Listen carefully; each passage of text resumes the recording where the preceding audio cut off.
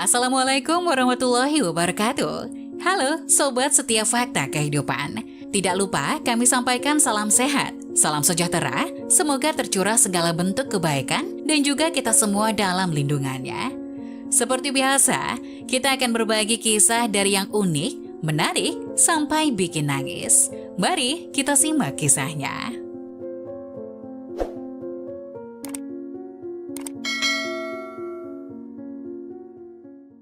Wanita ini dipukuli dan diselingkuhi. Mertuanya malah menudingnya macam-macam. 3 tahun kemudian ini yang terjadi.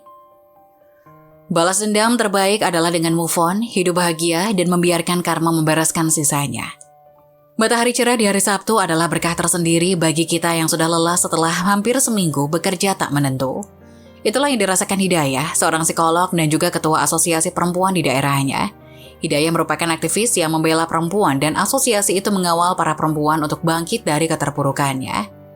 Di Sabtu sore adalah jadwal mereka untuk berkumpul dan bertemu.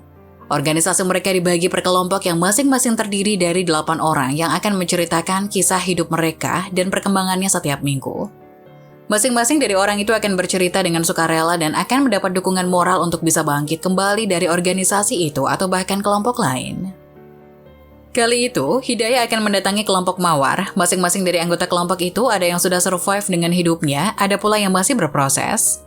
Setiap kali mereka bercerita, anggota yang lain akan menyimak dan memberikan pendapat dan pandangannya, kecuali 1 orang yaitu Arum. Sudah 7 pertemuan Arum bergabung dengan asosiasi perempuan itu. Tapi kondisi Arum masih saja memprihatinkan. Dirinya belum bisa menceritakan tentang kisah hidupnya, dan teman-teman yang lain juga menghargai dan tidak memaksa Arum untuk bercerita. Namun ada yang berbeda dengan hari itu. Ketika acara baru saja dimulai dan sesi curhat akan dilangsungkan, Arum adalah orang pertama yang mengacungkan tangannya. Hidayah yang melihat perubahan Arum pun langsung mendatangi Arum dan memeluknya erat. "Kamu bisa bercerita?" "Iya, aku sudah siap," kata Arum. Semua teman-teman Arum pun bangkit dari tempat duduknya dan memeluk Arum memberikan kekuatan.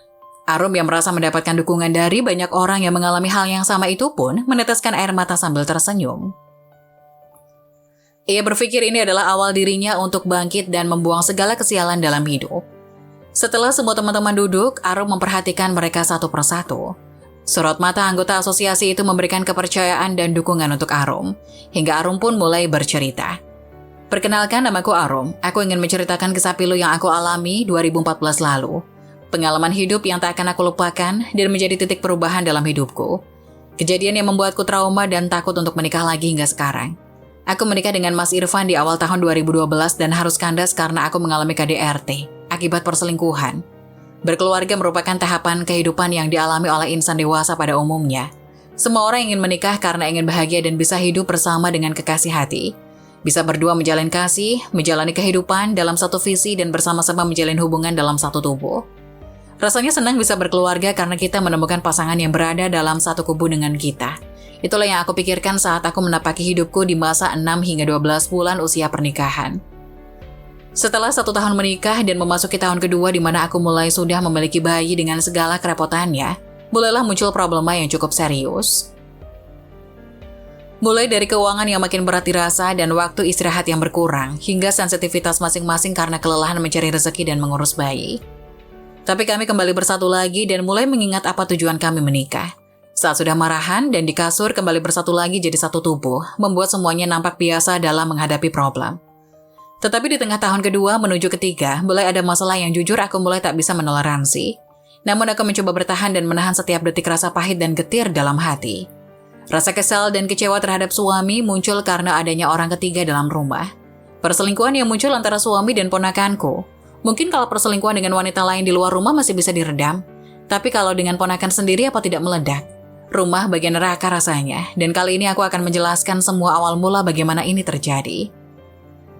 Kejadian ini terjadi di tahun 2014. Saat itu ponakanku sedang dilanda masalah, sebut saja namanya Ningsih. Dia baru saja lulus SMA dan tidak tahu harus bekerja di mana. Dia adalah anak pertama dari kakak pertamaku, sedangkan aku adalah anak terakhir dalam keluarga ibuku. Maka di saat anak pertamanya berusia 18 tahun, aku masih berusia 32 tahun dan baru beberapa bulan punya bayi. Selain bingung akan bekerja apa, ia juga sedang mengalami problem pergaulan. Ia mengaku kehilangan keperawanan karena pergaulannya yang kebablasan dengan pacarnya. Ibunya tak tahu, tapi ia curhat jujur padaku. Katanya aku adalah tante yang asik diajak curhat karena usianya masih muda sehingga nyambung untuk tempat berkeluh kesah. Ia memang anak yang ceria dan pintar bergaul. Melihat kepribadian Ningsih yang ekstrovert dan fasih dalam bicara, aku pun mengajak Ningsih bekerja di toko kelontongku di pasar. Sehingga aku bisa fokus mengurus bayi di rumah. Aku ajari dia bagaimana menangani pembeli dan cara mengecek stok barang. Dalam 1 bulan, ia bisa menangani toko kelontong itu. Suamiku bekerja sebagai satpam malam hari, sehingga ia bisa membantu Ningsih di toko setelah ia tidur sepulang kerja malam. Sedangkan aku bisa meninggalkan toko setelah pukul 10 siang karena aku harus mengurus anakku yang masih bayi.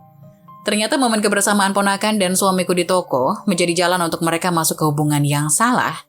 Aku awalnya tidak tahu, tapi semenjak kejadian aku memergoki mereka, aku menjadi manusia paling curiga dan kecewa di rumah ini. Aku ingat saat itu hujan deras mengguyur kota tempat aku tinggal. Putraku sedang sakit demam di mana paginya baru saja aku bawa ke dokter. Jam dinding menunjukkan pukul 16 WIB, tapi aku masih bingung karena handphone dan dompetku yang berisi uang dan obat demam putraku tertinggal di toko. Sedangkan gas di rumah ternyata habis, padahal aku tengah menumis bumbu masak untuk bekal suamiku kerja masuk malam nanti. Akhirnya aku putuskan mengambil dompet dan obat anakku ke toko. Karena rumah mertuaku berada di sebelah rumahku, maka aku titipkan sebentar putraku kepada ibu mertua dan hujan-hujan aku naik motor ke toko. Dengan mengenakan jas hujan, aku kemudikan motor matiku ke toko yang berjarak 2 km dari rumah. Aku agak cepat mengendarai dan cukup stres karena aku kepikiran bayiku yang sakit dan belum masak untuk bekal suami. Saat aku parkir motor, kulihat pintu rolling door toko ditutup separuh. Aku pikir kok tutup? Oh mungkin karena hujan, jadi sepi, jadi ditutup separuh sama Mas Irfan. Irfan adalah nama suamiku, usianya 35 tahun dan bekerja sebagai security di bank swasta. Tapi hanya bertugas di jam malam saja. Perawakannya tinggi, badan agak gempal berotot dan kulit coklat manis. Aku mencintainya apa adanya dan sangat menghargai setiap keputusannya sebagai kepala rumah tangga. Dia tempat curahan hatiku dan aku menyandarkan setiap lelahku. Aku langsung saja masuk sambil berkata, Mas Irfan, dan kulihat dengan mata kepalaku sendiri kaki suamiku sedang bertumpu di paha Ningsih yang duduk menyandar di sebelah suamiku. Tangan Mas Irfan memeluk Ningsih dan ponakanku bersandar dengan nyamannya di sisi suamiku.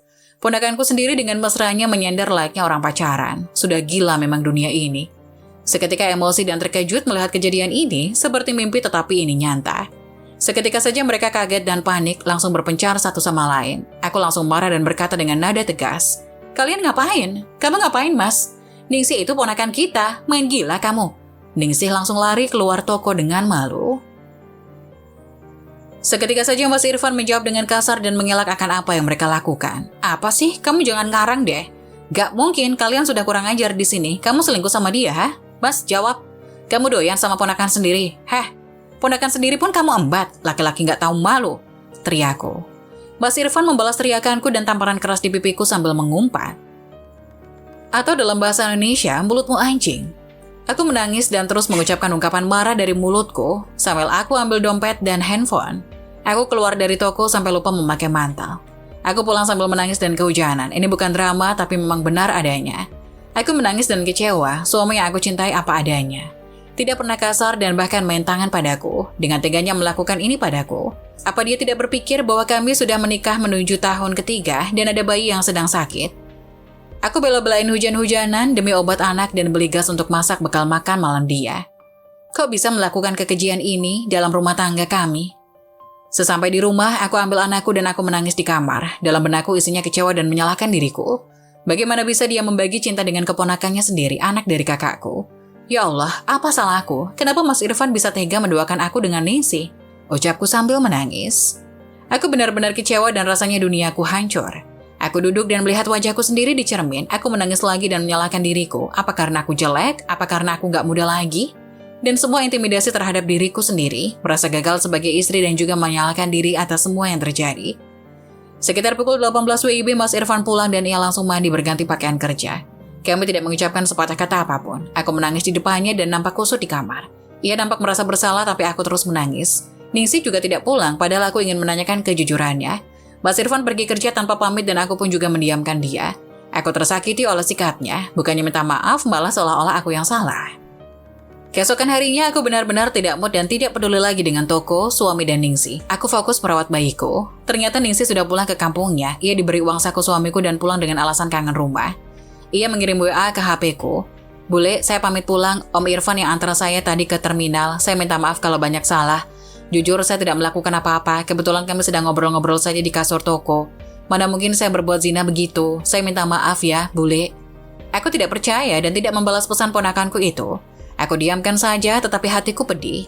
Selesai kejadian itu, komunikasiku dan Mas Irfan makin tidak baik dalam seminggu. Aku jadi wanita yang gampang cemburu. Mas Irfan pun makin kasar setiap kali bertengkar dan aku ungkit perihal kejadian itu. Dan puncaknya di hari ke-14 setelah kejadian itu, Mas Irfan marah karena aku tidak masak dan aku menjawab dengan menyindir nama Ningsih. Tiba-tiba dia marah membanting piring dan aku dilempar gelas berisi kopi panas. Dia mendekatiku dan menjambak rambutku lalu menampar kasar mulutku berkali-kali sambil berkata kasar padaku. Aku layaknya anjing peliharaan yang disiksa. Aku menangis dan mencoba melawan tetapi dia lebih kuat dariku. Aku melawan dengan menyikut perutnya dan berlari menuju kamar menggendong anakku. Aku ingin kabur dari rumah, dia berteriak dan mengejarku, menarik tanganku dan meninju wajahku. Aku teriak tolong-tolong supaya ada tetangga menolong, lalu ibu mertuaku datang dan mendorong pintu rumahku yang tertutup sehingga bisa masuk ke rumah. Dia menenangkan kami, tetangga lainnya melihat dari luar, dan kembali ke rumah setelah ibuku menjelaskan bahwa lagi bertengkar masalah kecil. Saat berbicara dengan mertua dan suami, aku malah disalahkan mereka. Mertua berkata bahwa aku sumber masalah. Inilah tuduhan mereka kepada aku. Akulah yang membawa Ningsih ponakanku, dan aku salah karena menuduh suami. Harusnya aku percaya padanya. Bisa saja mereka lagi ngobrol layaknya ayah dan anak, bukan berarti zina. Merasa tidak ada yang mengasihiku dan malah menyalahkanku, aku pun mulai terpuruk. Aku merasa hancur dan tidak berdaya. Akhirnya 2 hari setelah malam itu, saat suami bekerja malam, aku kabur dari rumah membawa anak dan pulang ke rumah almarhum ibuku. Aku beli tiket travel dan langsung kabur ke daerah yang jauh dari kenangan busuk itu. Aku adukan semua kejadian itu ke ayahku. Ayahku menilai bahwa pasti ada perselingkuhan antara keduanya. Singkat cerita, ayah memanggil kakakku dan Ningsih, dan akhirnya Ningsih mengaku dengan jujur. Benar, kami memang sudah menjalin hubungan asmara, tapi kami tidak berzina. Kami hanya ngobrol dan menyindir saja. Om berkata kalau Om mau poligami karena merasa bosan dan jenuh dengan Bule. Bule tidak cantik seperti waktu muda dan Bule juga tidak bisa urus sendiri lagi setelah melahirkan. Jadi Om ingin meminang Ningsih jadi istri kedua. Jujur aku tidak bisa bertahan lagi. Mungkin dari kalian pasti berkata, harusnya bertahan, apa tidak dicoba balik lagi, rujuk lagi, saling memaafkan, dan mungkin berkata aku egois dan sebagainya. Tetapi setiap orang ada batas kemampuannya. Aku tidak bisa diselingkuhi apalagi dengan ponakan sendiri. Aku juga tidak mau dikasari apalagi disiksa. Bayangkan saja, 2 minggu tiap hari dikasar dengan tangan dan kata-kata jorok dari mulutnya. Dilempar gelas, ditendang, didorong dari kasur, dan yang terakhir ditinju hingga berdarah. Aku lebih baik menjanda daripada mati di tangan Mas Irfan suamiku hanya karena aku memergoki dia selingkuh dengan ponakanku. Tangis Arum berlanjut. Semua teman-teman di sekelilingnya juga menangis. Lalu bergerak untuk kembali memeluknya untuk kesekian kalinya. Hidayah yang mendengar cerita dari Arum itu pun tak menyangka. Orang yang selama ini diam ternyata memendam luka dan trauma yang begitu dalam. Dirinya pun bertekad untuk membantu proses penyembuhan dari Arum dibantu teman-temannya. Setelah sesi curhat selesai, Arum merasa sangat lega. Senyumnya mengembang lebar, ia seperti telah melepas beban beratus-ratus ton di pundaknya. Hingga beberapa hari selesai sesi curhat itu berlangsung, banyak teman-teman Arum yang dengan sengaja mampir ke rumahnya. Mereka memberikan support moral dan material kepadanya. Mereka juga memberikan peluang usaha untuk Arum agar Arum bisa survive di kehidupannya yang sekarang. Hidayah juga turut membantu, dirinya kerap bertanya bagaimana kondisinya, apa yang dirasakannya, dan lain sebagainya. Hingga beberapa tahun kemudian, sebuah rumah sederhana memiliki pelang bertuliskan Laundry Harum. Iya, Arum memiliki bisnis laundry di daerahnya. Dirinya dibantu dengan teman-teman organisasi mendirikan bisnis rumahan dan kini sudah memiliki 3 cabang yang masing-masing dijalankan oleh anggota organisasi itu. Arum sendiri sudah move on dan bahagia dengan hidupnya yang sekarang. Sampai tersiar kabar dari keluarga bahwa Ningsih ponakannya tidak ada kabar selama 1 tahun terakhir. Arum yang mendapat kabar itu pun tidak peduli, entah keluarga atau bukan, ia hanya ingin fokus dengan hidupnya. Dulu ketika ia berharap dukungan keluarga, mereka malah mencaci makinya. Kini biarkan karma yang bekerja untuk Ningsih. Arum sudah merasa bisa melewati semua hal sulit di hidupnya, kini yang ia pikirkan adalah kebahagiaan. Hingga beberapa hari kemudian, 2 orang poluan membawa seorang wanita muda yang sedang kondisi perutnya besar kepada Hidayah. Hidayah merasa prihatin dengan kondisi wanita tersebut. Ia tak menyangka jika wanita semuda itu sudah mendatangi rumah sakit khusus ini. Kondisinya sangat kacau, kantung mata di wajahnya tidak bisa menipu. Bahkan sobekan di bibir, lebam di lengan, dan beberapa darah kering di kakinya membuat Hidayah merinding melihatnya. "Siang, Bu," kata poluan itu. "Siang, ini pasien baru dari mana ya, Bu?" tanya Hidayah. "Ibu ini adalah korban KDRT dari suaminya, dan karena tekanan tinggi dari suaminya, dirinya telah membuat suaminya sekarat di rumah sakit.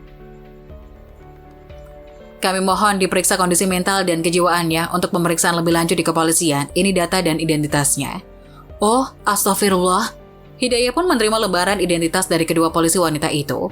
Ada nama yang tidak asing di telinganya, polisi pun menceritakan kronologi kejadiannya. Namanya Ningsih, ia tersangka pemukulan benda tajam terhadap suaminya bernama Irfan yang sekarang sedang sekarat di rumah sakit.